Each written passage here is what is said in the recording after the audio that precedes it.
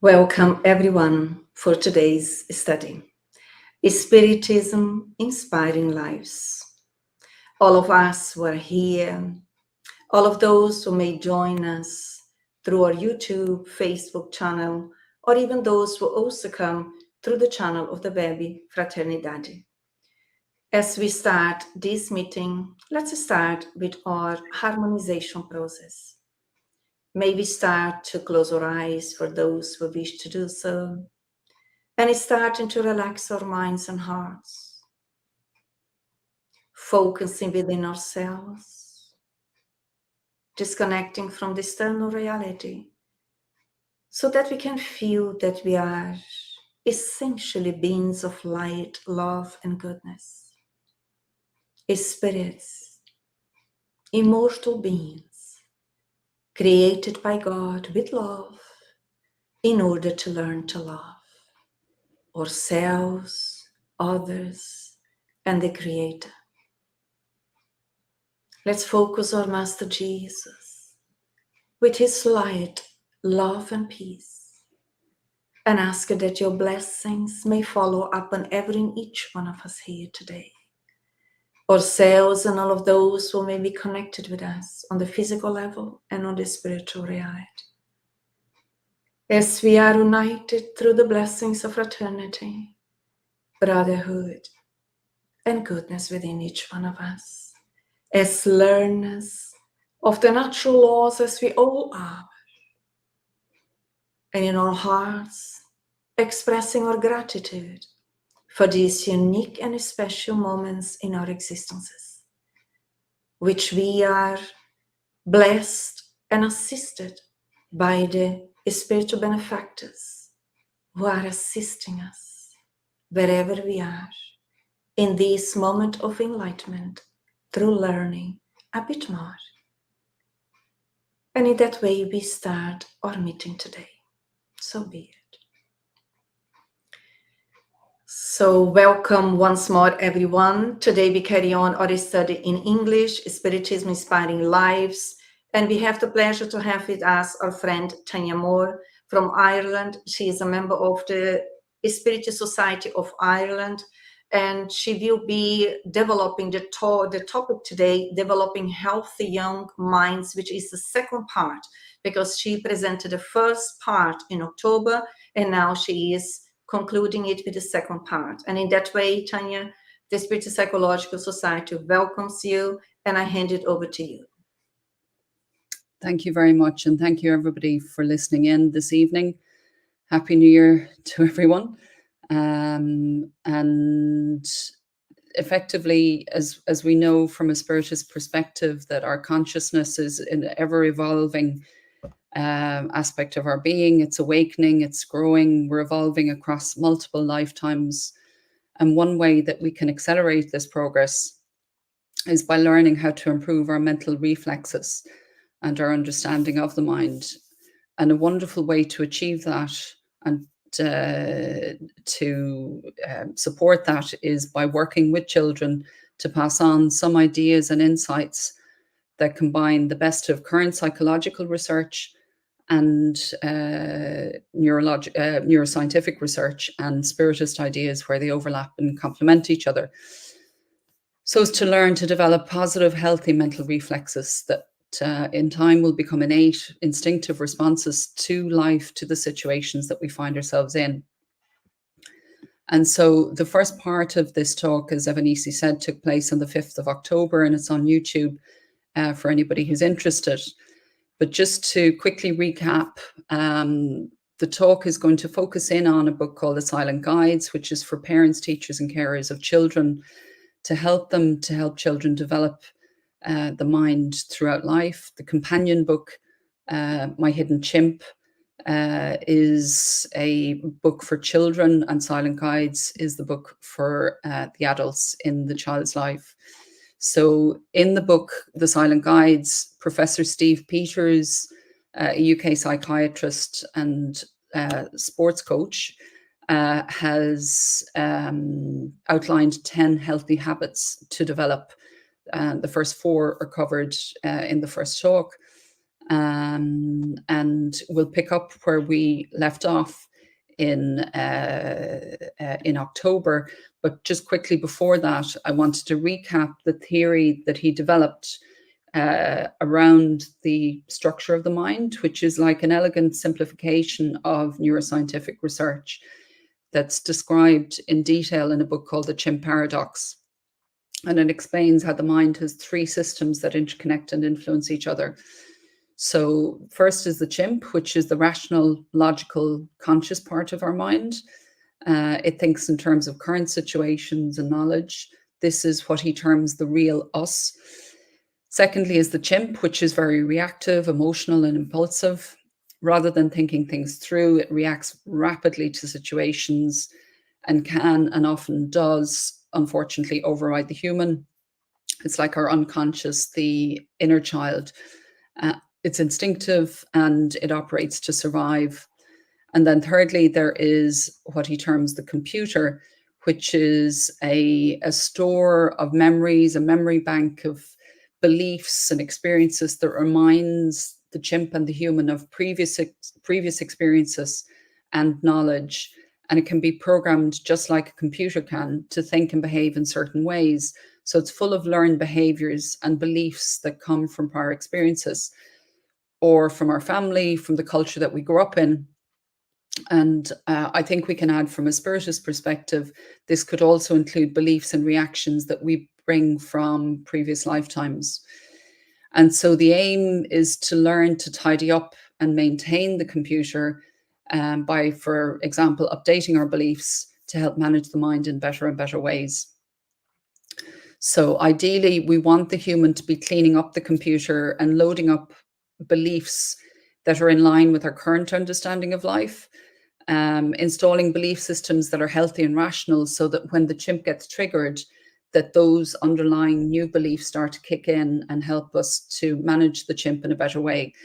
So it's like downloading new software on an ongoing and ideally on a daily basis. And this process reminded me of the Augustinian reflection that is covered in Spiritist literature in, if I'm not mistaken, the Spirits book and the Gospel According to Spiritism, where St. Augustine speaks about his daily habit of, just before he went to sleep, of reviewing the day to see what went wrong, analysing it, seeing how could he fix it if he could, and if he couldn't, how could he learn from it so he didn't repeat the same mistakes again. So constantly looking to upgrade the mind on an ongoing basis. So just to finish off now on habit 4, Avnisi, if you wouldn't mind changing, please, to habit 4, talk about your feelings.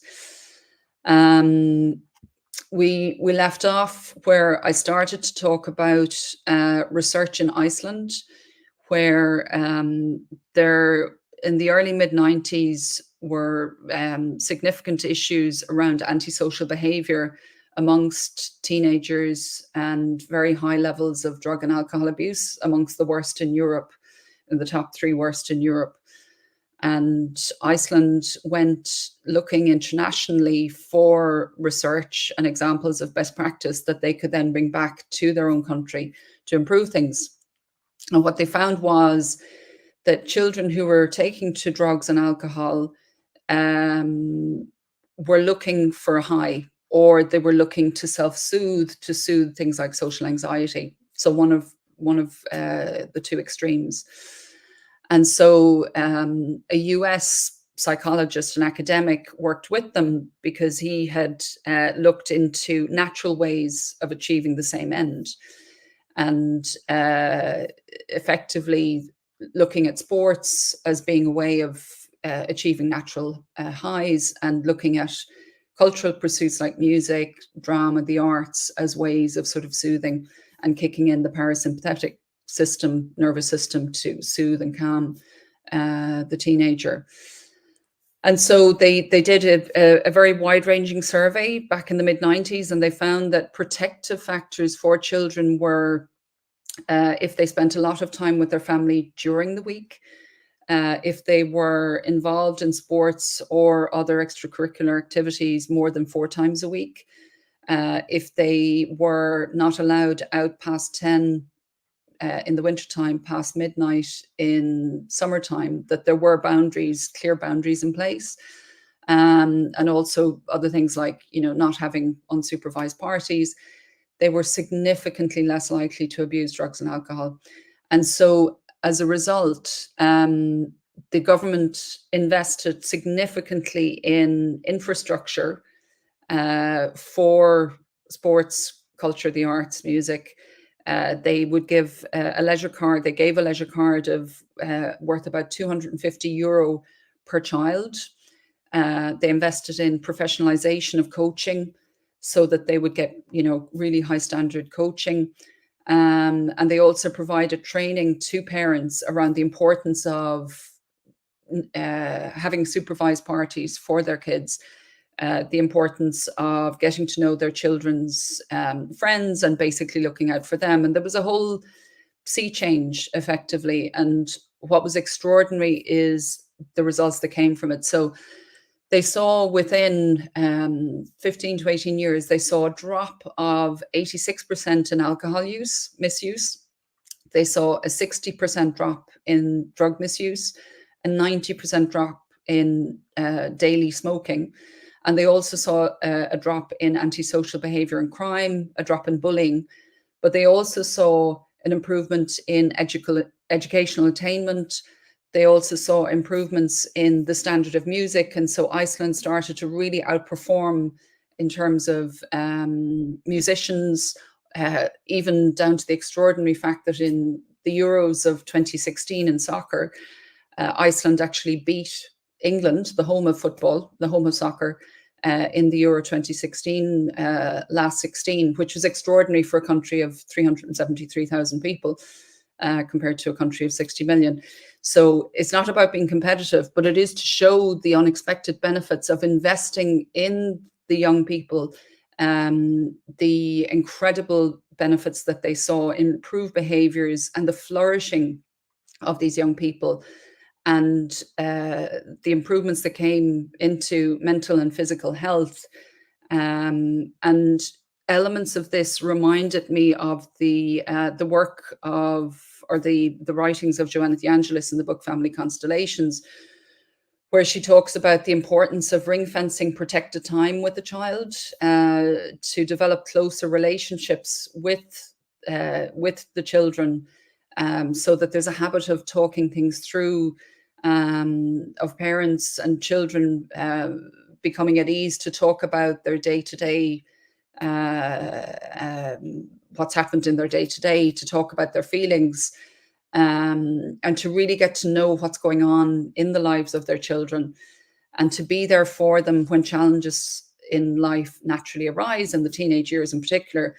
And this could help prevent children from turning to poor coping mechanisms, as Joanna de Angelis says, such as drugs or alcohol, or as a way of managing difficult emotions, eating disorders and related issues. So very much a real world example that complements the Spiritist writings in this area. And so just then related to that as well, she does talk elsewhere about the importance in the teenage years of channeling the abundance of energy of that creative force that starts to come through into things like sports and related projects, so that it's channeled in really positive ways. And just to complement that, research that I've come across internationally as well as in Ireland shows that, there's typically a drop off in Ireland, which is where I'm based, of about 50% for girls going from primary to secondary school, which is a real issue for them as they become adults and in later life, because girls that are active in sports in adolescence, research has shown clearly have a lower risk of suicidal ideation, low risk of depression, much more positive body image than non-athletes. They're significantly less likely to smoke and use illegal drugs, as we know from the Iceland experience. Surprisingly enough, they're 20% less likely to get breast cancer later in life, lower risk of osteoporosis, less likely to have unprotected sex, less likely to have sex with multiple partners or sex under the influence of drugs or alcohol, which in turn reduces the risk of teenage pregnancy, which again, Joanna de Angelis talks about in the book Family Constellations, that as spirits, we can set up reincarnatory plans, which unfortunately can get deviated where unexpected or unplanned pregnancies can come into place, and it can completely change the direction of the life of the spirit that has come in to reincarnate. And so this also reminded me of the chapter in the Gospel according to Spiritism called Be Perfect, where there's a section focusing on the need to care for the body as an instrument for the soul, that in order to lead a full and active life, to optimize the life that we've been given, that there is a need to really care for the body and get that balance right between caring for the body compared to overindulging the body, as I imagine some of us may have done over the Christmas period. And so sort of seeing how that feedback of the health and well-being of the body can impact on the spirit, and vice versa, that it's a two-way street. And so then just to the last section that I didn't get to cover the last time was around managing guilt, where going back to Professor Peters and the Silent Guides, he talks about guilt as when it's destructive is when we beat ourselves up and we hold on to it. It can become a destructive mental habit. And from a spiritist perspective, we know this can have very unpleasant consequences spiritually, as it can put us onto a lower wavelength.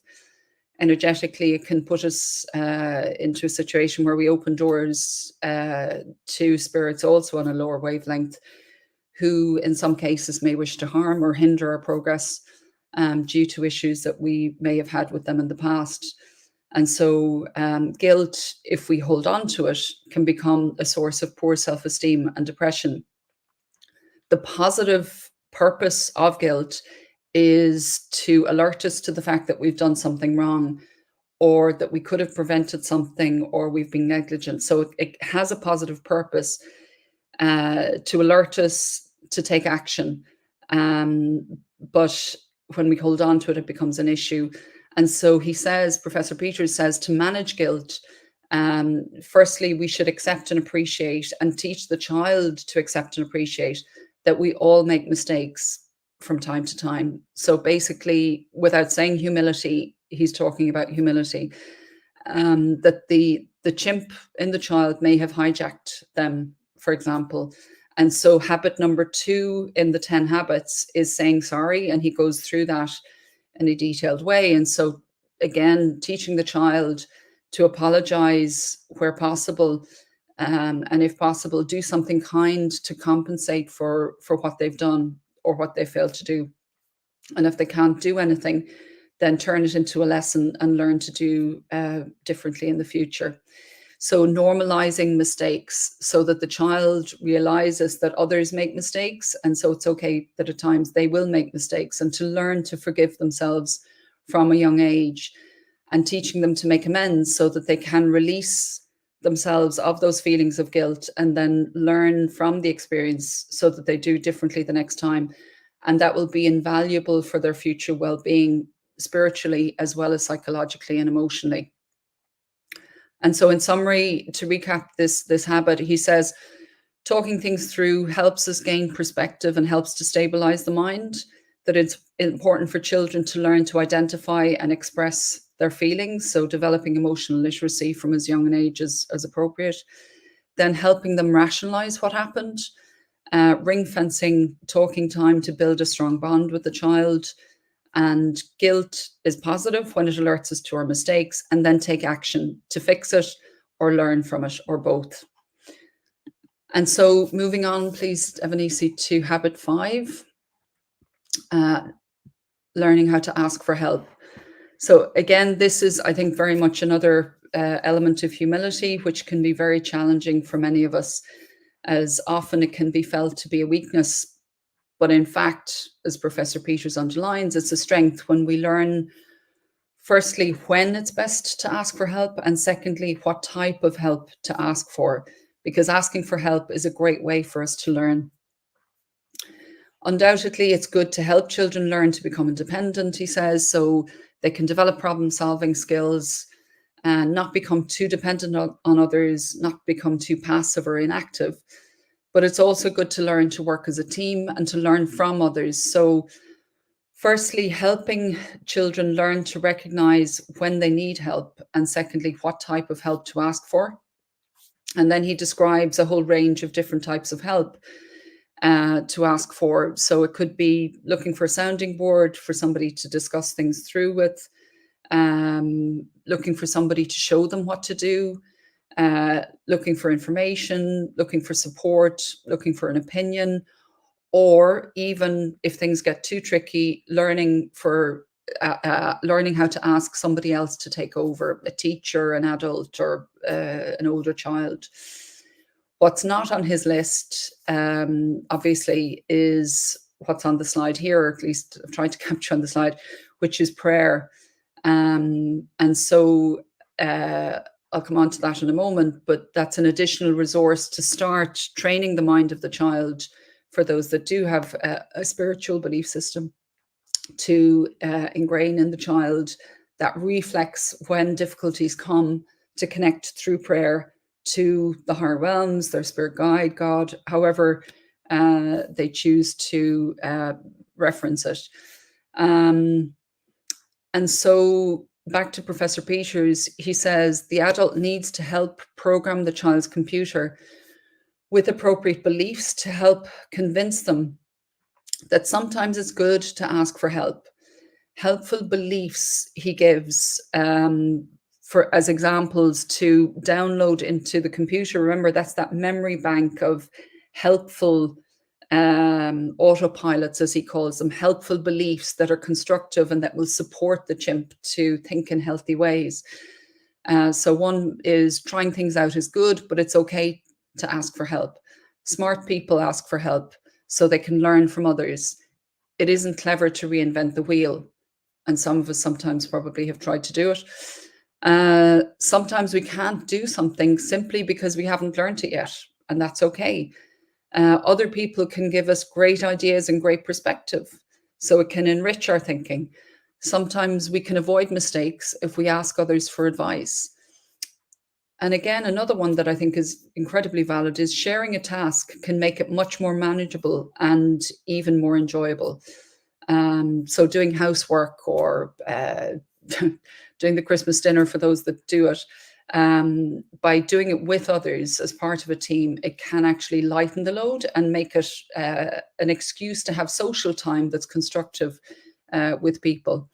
So a point that he makes repeatedly that's worth highlighting, because it is important, is it's best to base success and praise on effort, as it's a good way of improving the child's self-esteem, as opposed to basing success and praise on achievement and on results that are outside of their control. So it brings the focus to within themselves, that their self-esteem then is more under their own control. And also that learning from failure or setbacks is a great way to learn. And so seeing these not so much as failures, but in fact, renaming them as experiences, opportunities to learn and grow. So developing a constructive, growth-oriented mindset, seeing situations as a way to discover and investigate something. And so learning rather than a black and white, good, bad, success, failure, polarized way. So trying out something like a new sport, piano, art, whatever it may be. There's a lot more in this chapter there isn't time to touch on, where he looks at problem-solving skills, how to develop that in children, how to develop critical thinking, how to ask the right types of questions so that they can get the right type of help. And then finally, just to close off on this, this habit in terms of embedding a mental reflex in the child, so that as an adult they will think about, and even as a child when they need it, to turn to prayer as a source of help. For carers or parents, Kardec says that it's through prayer that we can get the help of good spirits to come to help us in our good resolutions, to inspire good ideas, And in this way that we get the moral strength necessary to be able to overcome the difficulties that we're facing. And so I remember as a child, my grandmother and my mother every night saying my prayers with me, and the guardian angel prayer was something that was deeply embedded in my mind, which is something that I was very grateful for to them both for having developed that within me. And so habit number 6, please, Evanisi, good manners. The next slide again. Yeah, thank you. So politeness and manners usually are developed early in life, and a child will learn that from those around them. So parents and carers are role models, whether they realize it or not. And as children naturally imitate what they see, they will look to the role models around them. And so Professor Peters says, explaining to a child why we're behaving the way we are helps to program their computer with appropriate beliefs. So a good idea he has is actually working with the child to draw up a list of good manners, and that way they can take ownership of these manners. So, for example, saying thank you, showing appreciation, using please, and being polite generally, showing respect towards others and towards their property. So, for example, toys. Not being selfish and greedy, but instead encouraging the child to learn to be generous, learning to be considerate, learning to put others first, offering help to those who need it, learning not to offend others, not making unpleasant or offensive remarks, but on the contrary, learning to give compliments, learning to avoid gossip, learning to respect cultural norms and to become culturally sensitive.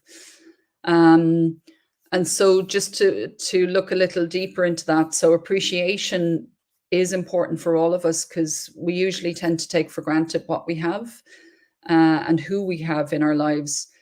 And so learning to stop and appreciate what we do have is very good for our mental and spiritual well-being. And again, I think this is very much linked to humility. And so helping a child from an early age to focus on what's good in life can help build a stronger base psychologically, emotionally, and spiritually. And Chico Xavier's mentor, Emmanuel, speaks of this many times in his book, Thought and Life, which is all about training the mind.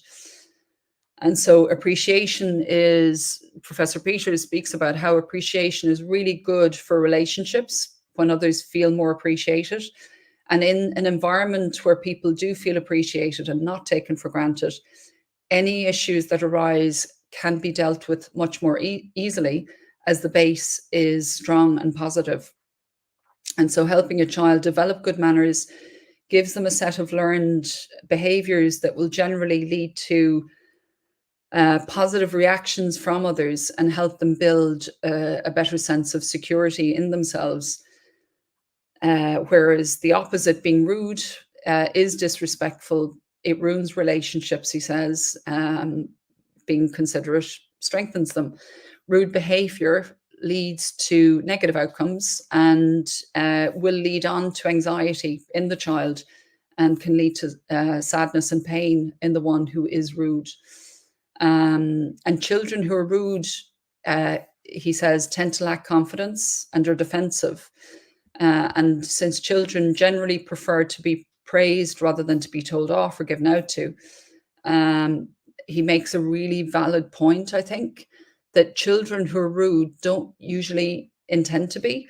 It's just they lack the interpersonal skills to manage their chimp, and that their human hasn't been developed enough to take over and to answer appropriately.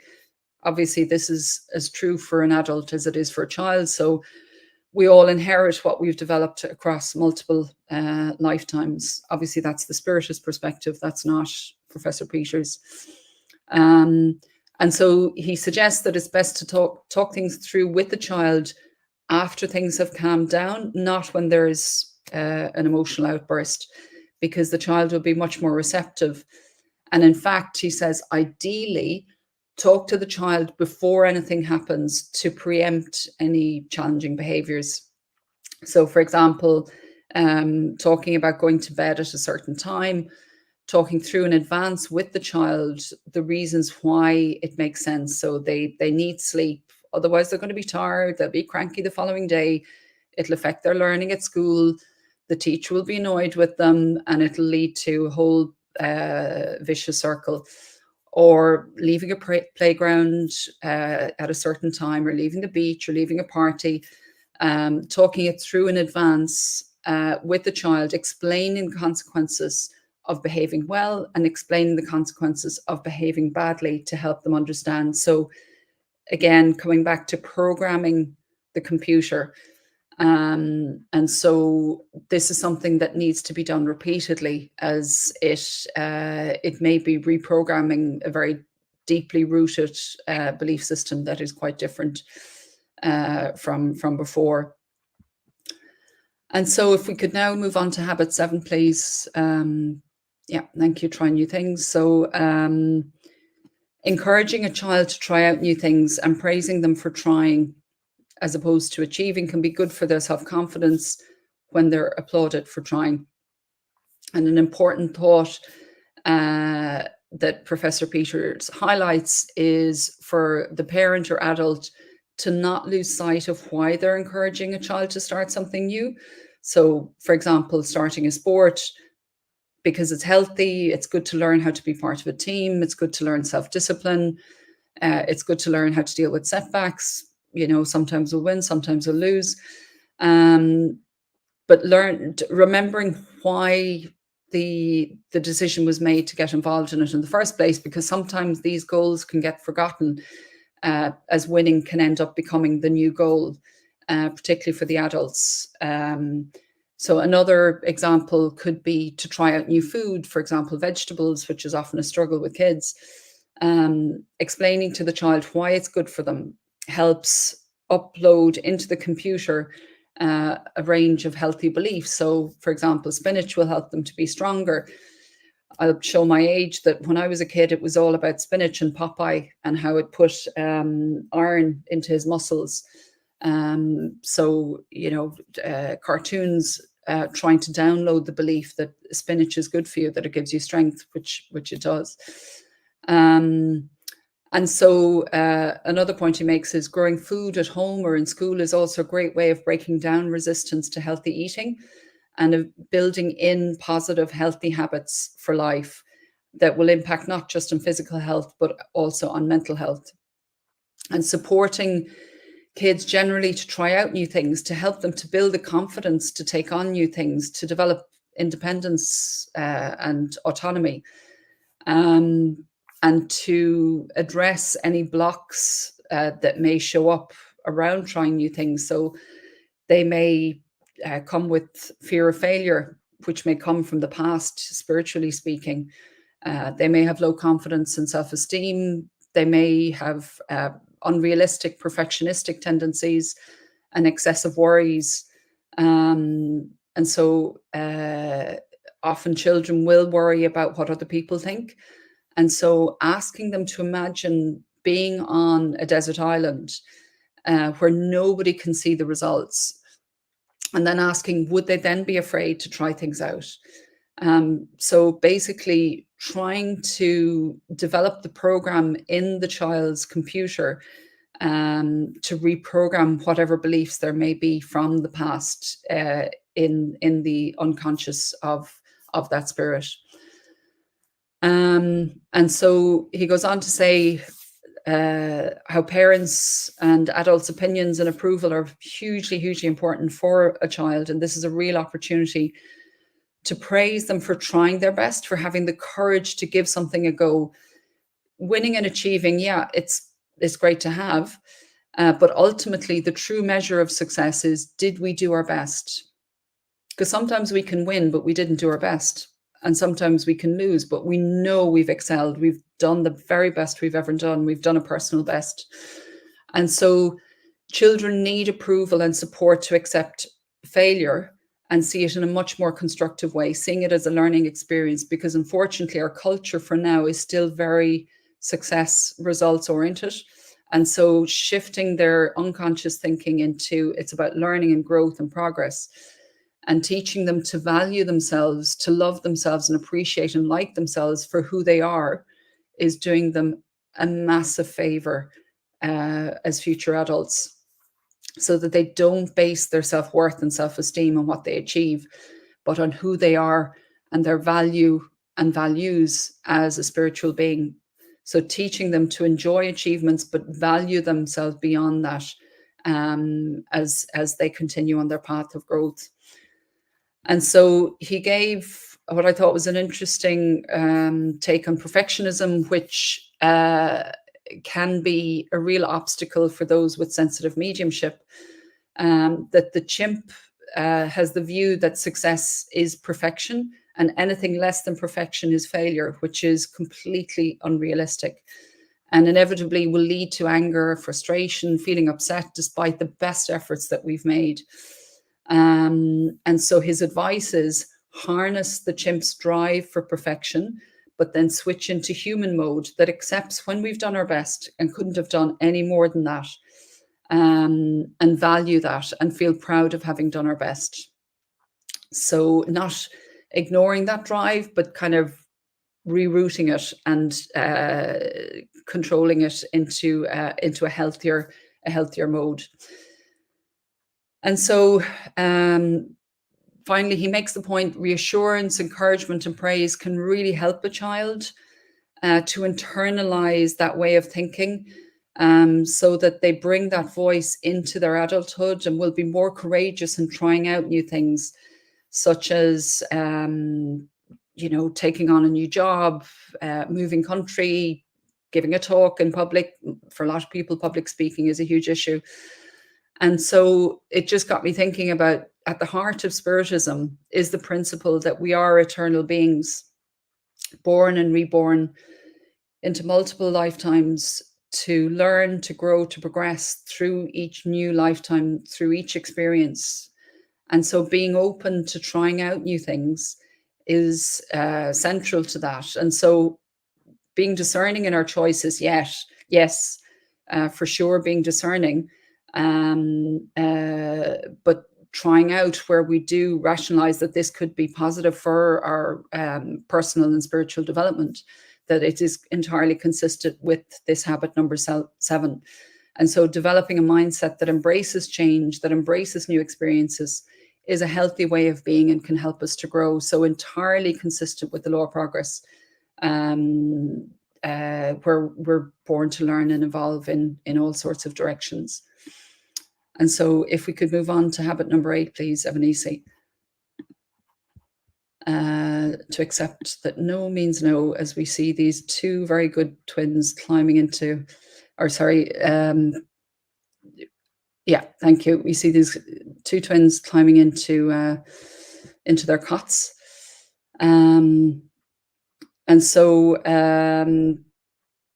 the headline here is accept no means no. But another way of seeing this is learning how to manage disappointment when things don't go our way, which is more frequently than we would like. And so Professor Peters suggests that it would be good to program beliefs early in life that can be helpful for the child as a future adult, or even in childhood. Beliefs like complaining and getting upset are not helpful. Accepting what cannot be changed is a smart thing to do. That can save them a lot of distress in the future. Moving on to something else is sensible. So not staying stuck and complaining about something. This reminded me of, in the book Astral City and the film of the same book, where in the hospital, the guy working the hospital gets one of the patients and Andre Luis to basically take water when he starts complaining, that he tells him to take water and hold it in his mouth for as long as he possibly can, that it will help his recovery. And what he only discovers later is that in fact he's silencing him, that he's stopping him from complaining, from voicing his complaints, because without realizing that was upsetting not just his emotional state, but also the recovery of his spirit body from the somewhat dissolute life that he'd had. So it just reminded me of that this is a repeating theme that we see at times in Spiritism, is around sort of learning to be more pragmatic and accepting when things don't go our way. And so Professor Peters goes on to make the point, yes, help the child to express how they feel. So, for example, putting voice to it, saying, you know, I am feeling disappointed, helps them with their emotional literacy to recognize and express their feelings, as long as it's not going into really, really strong feelings, too much like extreme anger, which may not be beneficial. And so then a final step would be helping the child develop, having a plan to move on from disappointment. To, for example, if they fail an exam, put a new challenge in place, you know, that set a challenge to study and to do better next time, or to put in place a pleasurable activity to distract the chimp, such as meeting friends or eating their favorite food or watching a film or something like that, in order to help them to move on from it and to let things calm down. And so overreacting to things not going the way that we want is something that we probably have inherited, not just from this lifetime. Obviously, this is me speaking, not in the book. And so helping a child learn to accept that life doesn't always go the way that we want, that we can still move on and enjoy life, will be doing them a real favor to sort of start that reprogramming in the early years. So in Spiritism, a lot of the books talk about the need for resignation, which to me is the equivalent of this habit. So accepting when things simply don't go the way that we want can save a lot of prolonged disappointment, and potentially it could be even worse. It could be depression, deterioration in our mental health, which can have serious spiritual implications, because the spirit, whether a child or an adult, in having more constructive beliefs and behaviors, can learn to move on to a more positive, more hopeful wavelength, connecting spiritually to those that are like-minded. So it can become a protective characteristic psychologically, emotionally, and spiritually for them to develop. And so the best way to deal with this is in advance. As mentioned earlier, about, you know, disappointment about going to bed early, talk it through earlier, help them understand the consequences of staying up too late, and doing it in advance, because in the moment they'll be in chimp mode, they won't be open to reason, they'll be far too emotional. And focusing on the benefits of the desired behaviors and the rewards that could come with that. So developing positive rituals such as a bedtime story, cuddles and hugs, and the importance that he underlines of being consistent with the child and developing healthy boundaries, so the time that they go to bed doesn't move, because otherwise the child will think it's variable and they will challenge it. And so developing healthy boundaries will avoid a lot of arguments. And just from a Spiritist perspective, I would add that perhaps a good thing to put into their minds before they go to sleep, when the mind is open and susceptible to suggestion, is, as mentioned earlier, praying to their spirit guide, ask if they have any worries and to talk them through so as to release them, to ask what went well, so that they start developing a habit of focusing on the positive, and developing that as a time to really bond with the child as they talk through their day at the end of it and plan the next day in positive and constructive ways. And something as well that could be useful is to imagine connecting to their spirit guide, guardian angel, however they want to see it, to imagine light running through their body, through their spirit, dissolving any worries, and instead replacing and filling them with positive energies. So developing a habit effectively of self-healing, and learning to develop ways of managing their emotions and their energies in constructive ways. So if we could move on to habit 9, please, learning to share. So in some ways, this is the opposite of learning to ask for help. Sharing is a great habit. It helps us develop friendships, great for relationships, helps us learn to share knowledge with others and them with us. It improves our interpersonal skills. It supports collaboration, whether it's in school or in the workplace.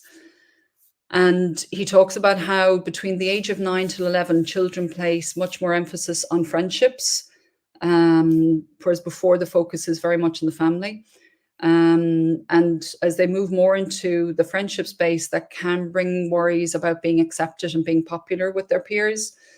And so learning how to build successful relationships with their peers is a key skill to acquire, developing social skills. So children, he says, and I quote, who react with strong emotions tend to create negative feedback from other children. And so helping a child to learn to manage their emotions can help them elicit much more positive responses from their peers, which in turn will help them build much better resilience later in life. And so it's good to help a child to learn at a young age already to accept different points of view, to learn how to share ideas, and to focus friendships on shared values, to learn respect for others, respect for their property, to learn to be considerate. And so as a tool for that, he talks about engaging in practical projects can help develop these kind of relationship skills when done in collaboration with others. So, for example, designing a meal plan for the week, learning to design a playroom, learning to design a treehouse, learning how, in doing these projects, how to share their points of view and allow others to share their point of view, learning how to negotiate, learning how to explain their feelings, learning how to plan a project and follow through and execute a project. Basically learning how to work as part of a team. So putting together tasks that necessitate collaboration, and the importance also of ensuring that every child has a task allocated to them to ensure that all of them feel a part of the success of the project. And working in teams can help them learn how to see other points of view, and ideally to learn from the parent or carer in advance that not everyone will want to share. Even if they are ready to share, maybe the others won't, and how to deal with that. Now, we all know that that's great in theory, but in practice it can end up in tears or tantrums. And so he talks about how to prevent this, and I think he gives a lovely example where he talks about a play date with two boys getting together to play, and very quickly both want the same toy at the same time, and so a fight breaks out and they start hitting each other. And he explains that children have an inbuilt sense of fairness and feel gypped if they're not getting an equal amount of something. So they have a strong sense of what they believe should happen and become very upset when it doesn't. And so if a child has a tendency to overreact, roll around on the floor screaming, it would be beneficial to talk to them afterwards about how they were feeling when that happened. So after the event, not during it. And then to explore with them when things have calmed down, what could be alternative ways of expressing their feelings. And I remember somebody saying to me before, what they had ended up with their child was the child would come up to them because they really reacted very strongly, and they would hold the mother's hand and squeeze it really hard when they were really annoyed about something not going the way they wanted, which I think meant the hands got quite bruised at times, but it was a more constructive way. I'm not suggesting that's the right way, but I'm just sharing it was a better alternative than having a complete tantrum. And it was something only the mother and child were aware of. And so how to ideally prevent a meltdown in the first place to encourage more positive or desired behaviors because most kids want the approval of an adult. So to ensure it's clear to the child what the desired behavior is, and then that is rewarded with the approval of the parent or the carer. So beliefs, whether we realize it or not, or what drive our behaviors, and the beliefs the child holds will determine how they will behave. If they believe that the other child will break their toys, then they won't want to share. But if the child is helped to accept that sometimes toys get broken and that's just life, or an alternative, if it's possible, could be to offer to replace the toy if it is damaged, and then that could help them to settle down. Or another example could be getting the child to put away special toys they love before a visitor arrives. Another approach, which is relevant as much to adults as I think as it is to children, is remind the child that any situation is temporary and that it will pass, that the friend is there only for a short period. And so let them play with the toys, and that they afterwards can play with all the toys that they want after the other child has gone. And so learning patience, learning forbearance, to know that whatever situation that we feel uncomfortable with, that it's temporary, that it will pass. So that can start with something as small as half an hour of having to share our toys. It could be in the future learning to put up with 2 weeks of something or a year of something as an adult that could be really challenging, but knowing that this will pass. So already learning to develop that unconscious belief. And so he makes the point that being a parent is much like being a coach in sports. No matter how good the coach is, eventually it's the athlete that will have to get out there and perform. And so even the most skilled parents can't guarantee a well-behaved child, and children eventually must learn how to manage themselves. So even if things do kick off and the child misbehaves, it's best to wait for the situation to calm down and then discuss it with them afterwards. And this reminded me of a passage in the Gospel according to Spiritism, chapter 14, item 9, where it speaks of good and bad instincts being brought forward from past lifetimes in the spirit that's reborn, and these tendencies will manifest from early childhood. So recommending for parents to study these, be on the lookout for the least sign of any bad habits, and then look to change them before they have time to take root again. Selfishness clearly being a key defect for most of us to watch out for, and the development of selflessness is the one to be encouraged. And so, in summary, learning to share can help develop good friendships. It can help with learning, with growth. Practical projects that encourage teamwork and collaboration are good ways of learning about how to share. And an observation he makes that I think is important is to parents is that whatever happens with their childcare, to try and not beat themselves up. It's really unhelpful. All we can do is our best and focus on learning from experiences. And he recommends talking to others who are also parents or carers, and there that we can find reassurance that others experience the same situations. And ultimately, the most important point is that every child feels loved, supported, and valued. And so despite all the best made plans, life often doesn't go the way we want, and we don't get our own way.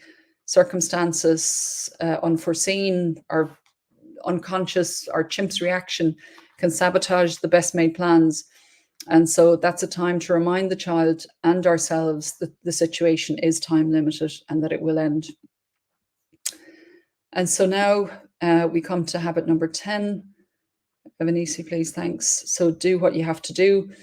And both Emmanuel and Joanna de Angelis, Spiritist writers, say at different points, speak about the importance of honouring our commitments and to take care only to commit to what we know we can and what we will fulfill. And basically, how do we make ourselves do what we need to do even when we don't want to, even when it's not pleasant? So a classic example that Professor Peters gives is children with untidy and messy bedrooms.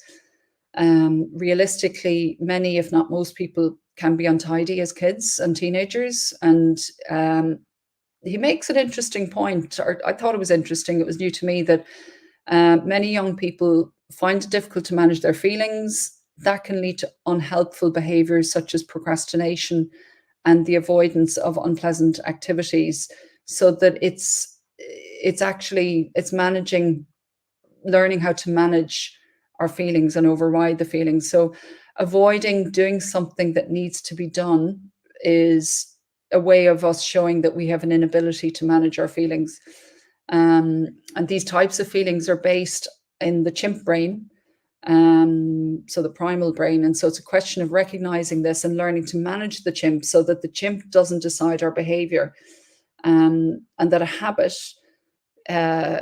good or bad, is simply a learned behavior. And so being tidy is a behavior that can be learned and can be developed over time, even if that is initially where the child is. So our feelings are based on our beliefs. And so to change the feelings, the beliefs underlying them need to change. So asking the child to think about what's the advantage of doing whatever needs to be done. In other words, how will they feel when it's done, and how will they feel if it's not done? Because what they usually want is the positive result without the effort. And so remembering that earlier, when the adult wants a desired behavior, in order to manage the chimp successfully, we need to reprogram the computer. And so helping the child to reprogram their computer with helpful and constructive beliefs. Because if there's no program in the computer to deal with avoiding doing certain tasks like homework, washing up, tidying their bedroom, etc., then either the chimp will take over or the computer will react with unhelpful behaviors like procrastination. Often the reason people don't start something is because the chimp is finding it overwhelming. So a solution is to break it down to easy steps just to get started and then celebrate those. And so he also then talks about the development of a work ethic, and how important that is in the child. So as appropriate, obviously, to the age of the child. And so it's positive for our self-image. Helping a child develop a healthy work ethic can be a real blessing for the future, whether it's in terms of their homework or housework at home, whatever it may be, or in time, professional work. And learning or teaching the child the capacity to take pride in a job well done is a desirable unconscious belief to develop in them. And separately, to complement this, the Spirit Manual takes this a step further and says, work is how we develop intellectually and how we evolve, whether it's paid or unpaid, voluntary or otherwise. Engaging in useful work helps the spirit develop themselves. Without work, we would stagnate intellectually and spiritually. And in the child, for example, going back to Professor Peters, that we can teach them to automate their thinking. So, for example, programming the computer on a Saturday after breakfast, the child tidies their room and it just becomes an automatic behavior. So no thinking is required. Learning to refuse to get into any discussions, stop thinking, simply start taking action. Don't think, start now. Putting that belief into the computer could be the same about getting out of bed. Alarm goes, don't think, feet on the floor. Just kind of putting that thinking in to help them to automate constructive thinking. And this could really benefit their future relationships with a flatmate or with a partner or with a husband or a wife or whoever, in learning to avoid procrastination, learning to do the day-to-day tasks, whether it's a tax return, the washing up, or whatever it may be, the laundry, just learning to deal with the things, or even bigger things potentially, that need to be done, and being responsible and reliable. And so finally, a point he makes is creating enjoyable links where possible. So learning to make it an enjoyable exercise. So turning it into a game, making it much more engaging, more likely to be successful, or turning it into a challenge, because not everything can be made enjoyable, or playing good music, or having a reward-based system, doing something fun afterwards as an incentive. So often some parents will have, playtime basically comes after homework. And so that becomes the incentive.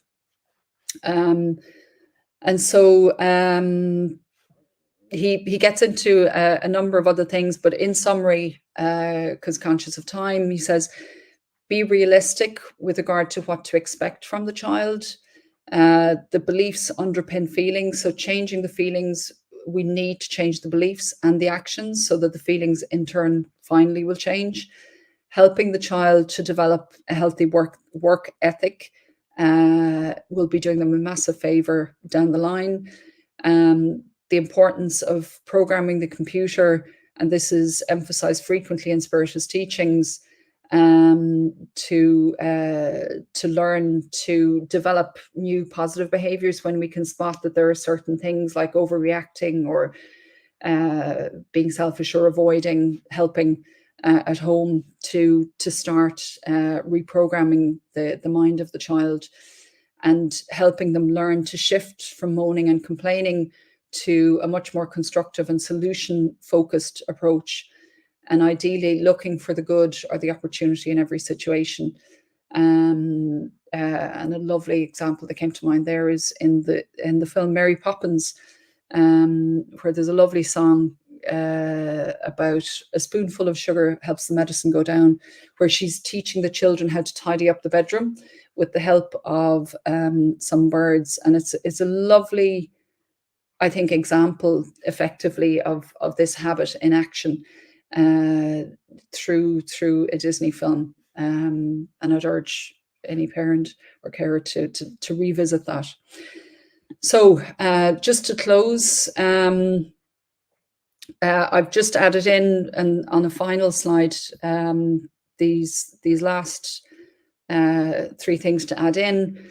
Clearly, they're not from the 10 habits explored by Professor Peters. This is from a Spiritist perspective, or indeed from any spiritual path, where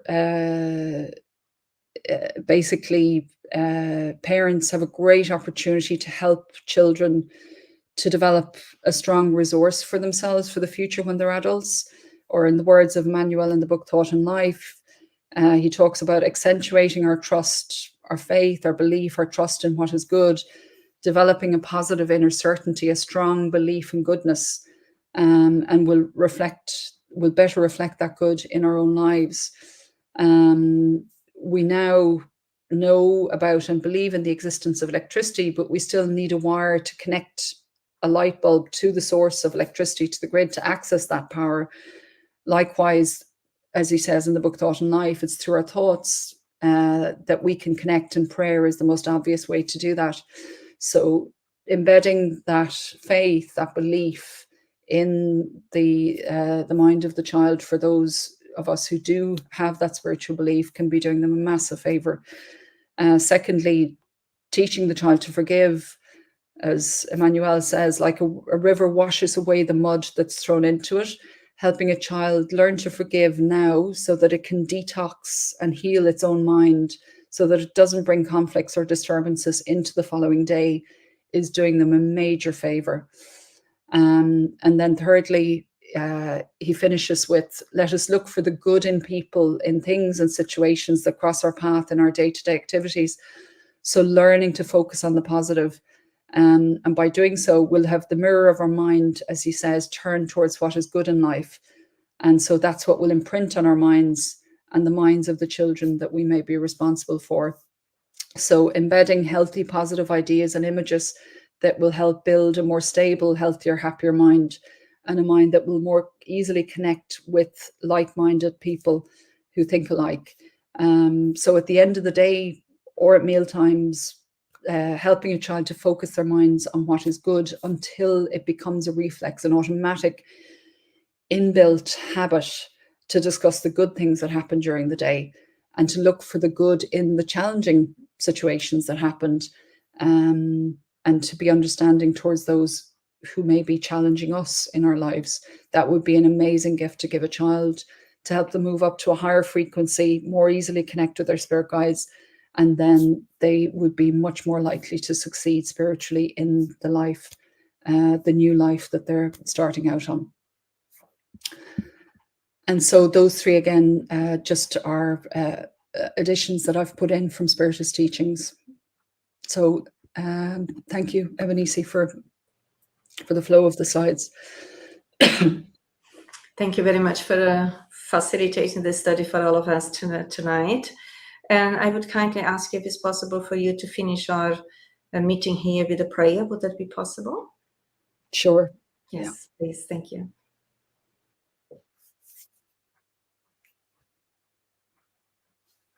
And so let us connect to that source of love,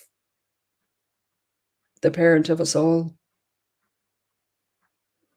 who sends us ways and means for us to study, to learn how to improve our minds, then for those who are responsible for the psychological, emotional, and spiritual development of young children, spirits returning back into a new life, learning to pick up where they left off, to develop new and better ways, new and healthier habits, to develop stronger, healthier foundations.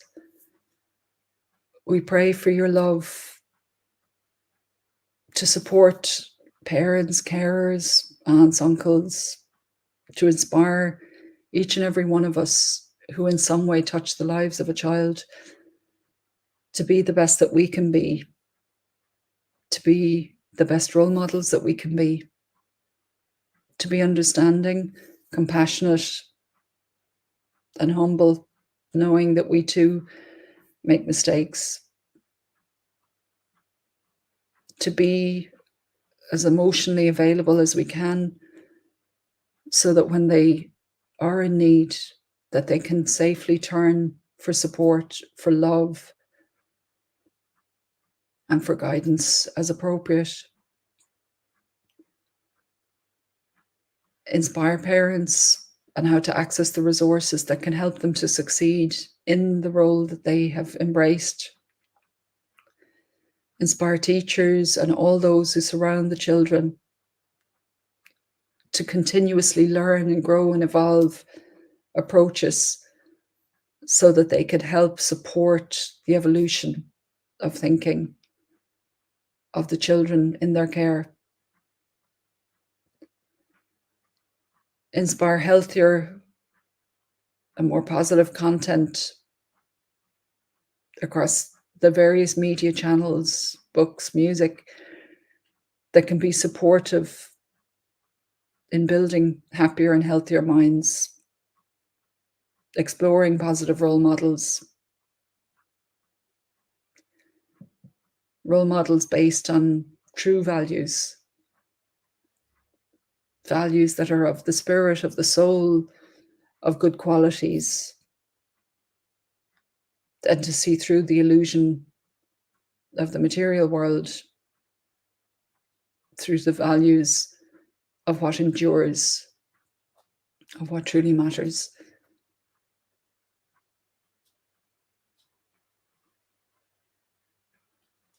May your love always be there for all parents, for all children, and we all are children of that love. May we learn more habitually to think of it, to connect to it, and to be inspired as we face into our day-to-day. Amen. Thank you very much indeed, Tanya, once more. And also thank you for all of those who have been with us and those who may join later on this study. For now, we say thank you and hope to have new opportunities in the future. We wish you much peace to you, to your family, Tanya, and for all of peace for all of those who have been with us and their families as well. So for here, bye-bye now. Hope to see you soon. Bye-bye.